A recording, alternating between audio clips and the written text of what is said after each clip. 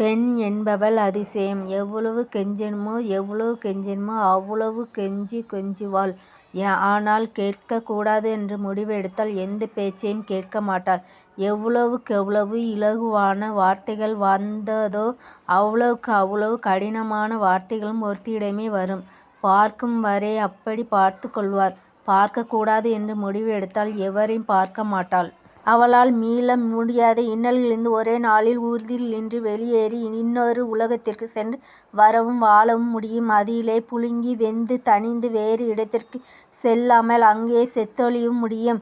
தன்மான திமிரில் எவரையும் சாராமல் தன்னை மட்டுமே நம்பி சுய சிந்தனை உடைய பெண்ணாகவும் அவளால் வாழ முடியும். எல்லாவற்றிற்கும் அடங்கி அத்தனைக்கும் தலையை ஆட்டும் அடங்கிய பெண்ணாகவும் வாழ முடியும். கண்ணீர் சிந்தாமல் அழும் வித்தையை அறிமுகப்படுத்தியவளும் அவள்தான். ஊர் அறியக் கத்திக் கதறி அழும் அனைத்து பார்வையையும் தன் மீது விழ வைத்தவளும் அவள்தான். எல்லா சோகத்தையும் மனதில் ஏற்றிக்கொள்ள முடியாமல் அனைவரிடமும் ஆறுதலுக்காக ஏங்குபவளும் அவள்தான். அதேபோல துயரங்களை எல்லாம் வார்த்தையால் வடிக்க முடியாமல் துயரற்ற போதிலும் தனக்குத் தானே ஆற்றிக் கொள்பவளும் அவள்தான்.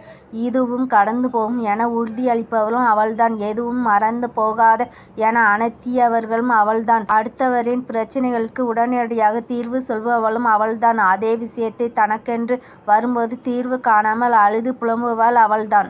தலைவலியை பிரளயம் போலவும் உயிரே போகும் வலியை மிகச் சாதாரணமாக எடுத்துக்கொள்ளவும் அவளால் மட்டுமே முடியும்.